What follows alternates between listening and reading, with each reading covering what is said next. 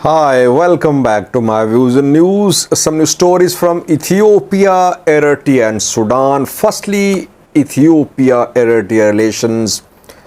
It seems that Eritrean government believes that Ethiopian intelligence agency is backing Eritrean opposition groups.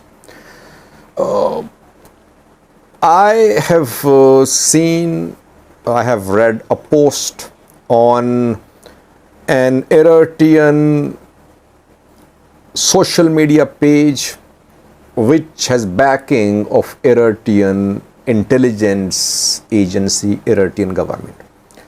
I've been following this page for months, for years rather. I want to share my understanding of a post shared by this page, and we would link this post with what Information Minister of Eritrea said a few days ago about the role of some intelligence agencies in backing opposition groups. Secondly, Orthodox Church of Ethiopia has issued a statement in connection with new Ethiopian year. The message is a call for peace. Church is calling upon both parties to come to the table. Thirdly, Sudan, viewers, were in a deadly strike today, drone strike or airstrike.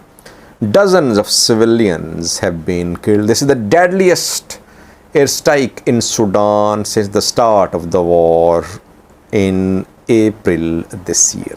Firstly, viewers, Ethiopia-Eritrea relations. Yes, the two countries are not on ideal terms. Abiy and Isaias have held some meetings on the sidelines of summits. They met in Egypt and they were seen on another occasion too. On two occasions, they held meetings on the sidelines of big summits in the past 2 months. But when they met in Egypt, we saw that Ethiopian National Security Advisor Redwan Hussein said that Isaias Afwerki had agreed. He had accepted the offer accepted the invitation from Ethiopian government to visit Ethiopia. Eritrean government did not confirm that acceptance of invitation, no visit of Isaias Afwerki to Ethiopia. Isaias Afwerki have visited several countries after Pretoria deal: China, Russia, Kenya, Egypt, and other countries have been visited by the Eritrean president, but not Ethiopia. Now, this week we saw a statement from Eritrean Information Ministry. The statement was issued in the backdrop of clashes between Eritrean opposition and pro-government groups in Tel Aviv, Israel. In the clashes, dozens of Eritreans were injured on both sides. And after that, we saw that Israeli government announced to deport Eritreans. Now, case is being heard. A judge is hearing the case of Eritreans, opposition and pro-government, and Eritreans could be deported there from Israel.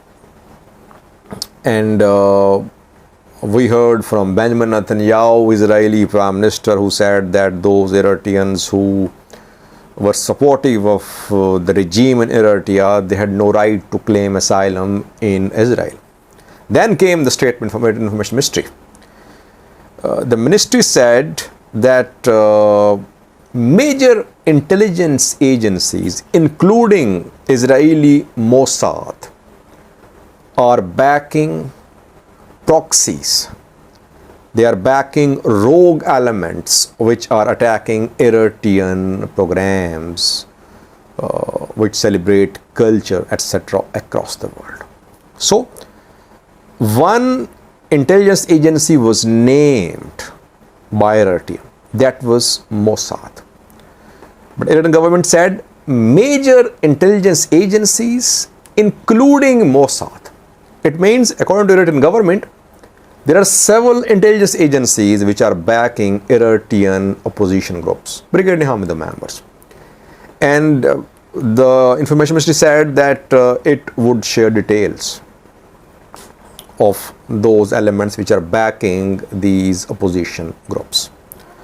Now, an Eritrean social media page which is close to Eritrean government, which has backing of Eritrean intelligence agency, has shared a post about the role of NIS, which is Ethiopian intelligence agency, in backing Eritrean opposition group members, Brigade Nehamudu members.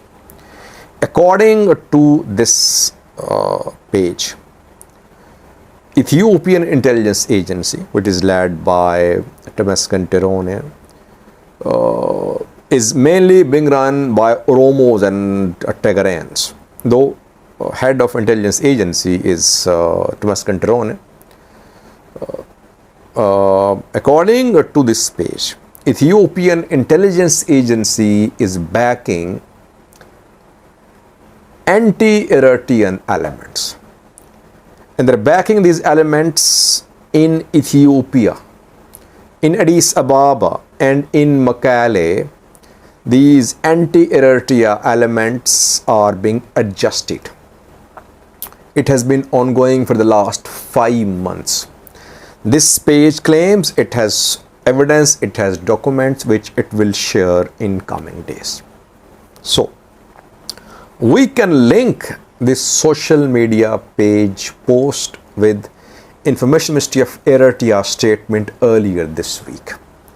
It means there are several intelligence agencies, according to Eritrean government, which are allegedly backing Eritrean opposition groups.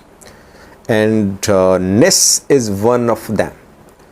No official statement from Eritrean government so far, but keeping in view the coldness between Ethiopia and Eritrea, between the two governments, it seems something is wrong. While Eritrean government is at a loss, it does not know how to handle the challenge posed from opposition groups based in diaspora. It seems that Eritrean government is now accusing its neighbor Ethiopia, Western countries already being accused by Eritrea. They're backing opposition groups. I think Ethiopia-Eritrea relations could deteriorate in coming days. And Ethiopia has been trying to talk to Eritrea. That is why Ethiopia invited Isaias Afwerki to visit Addis Ababa. No positive response so far, no confirmation so far. Let's see how the two leaders resolve this bilateral coldness, I would say. Ethiopia-Eritrea tension is not good for the region. Ethiopia just out of a war. A new war ongoing in Ethiopian-Eritrean neighborhood in Sudan. A conflict ongoing in Ethiopia, in Amhara region. Eritrea, which wants to focus on economic progress, cannot afford a war, cannot afford a fragile, tense relation with Ethiopia. Ethiopia cannot afford to have a rival, hostile rival in its neighborhood. Let's see how the two leaders handle the situation. Tensions are there. Secondly, viewers, Orthodox of Ethiopia has issued a statement today. The Patriarch Abu Matthias issued a statement in connection with Ethiopian New Year on New Year Eve. The church is calling upon the parties to conflicts in Ethiopia to talk. Church says, let's hope that New Year brings peace, forgiveness, reconciliation, and prosperity. This is the way forward, that all sides should come to the table. The church is asking armed groups to lay down arms and come to the table for talks. The church is asking the government cannot resolve problems by excessive use of force. Talks, only solution. Negotiation is the only solution. That is what we have been saying. I have been preaching that the two sides should hold talks. The Ethiopian government should talk. Fano should respond positively. Now, problem is that a few months ago, Fano was being underestimated by Ethiopian government. Fano was not a force to reckon with, according to the estimates of Ethiopian government. That is why ASF was disbanded. But the decision backfired. Later, it turned out that Fano has managed to evolve into a threat. Military operation launched. Now, Ethiopian government would only talk to Fano fighters if it had considerable battlefield leverage, like it held talks with TDF after TDF had lost territories and Tigray was under serious pressure, TDF. Here, Fano fighters have been pushed out of big town cities. They're still there in the Amhara region. Fano fighters, they also believe they have a chance. They can make the regional government, federal government dysfunctional. So far, no signs of any meaningful dialogue, but church is calling upon the two parties, all parties, not just in Amhara, Ola too, and other parties to come to the table for talks. Let's see, will anyone listen to the church's call for peace? Will the government listen to the church's call for peace? Thirdly, we have Sudan, a deadly airstrike in Sudan today on Sunday. In southern Khartoum, more than 40 civilian casualties are being confirmed. The airstrike, or people say drone strikes, were conducted in High Mayo, Goro Market, civilian area controlled by Rapid Support Force members. RSM members are in control of most areas in this southern part of Khartoum, Sudanese capital. 40 casualties being confirmed. This is the deadliest single day strike causing civilian casualties since the start of the conflict between Rapid Support Forces and Sudanese military in April this year. We saw that in Omedurman last week in artillery strikes, around 50 people were killed in 2 weeks, civilians. Now 40 killed in southern Khartoum. No one is claiming responsibility.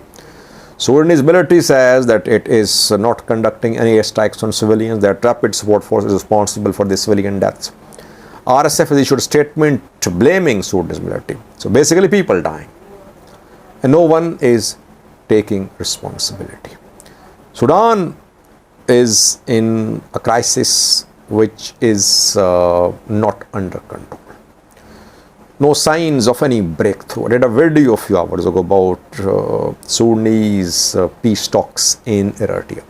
Peace talks in Eritrea, Ethiopia, Kenya, South Sudan, Central African Republic was involved, to Chad, to Saudi Arabia, Egypt.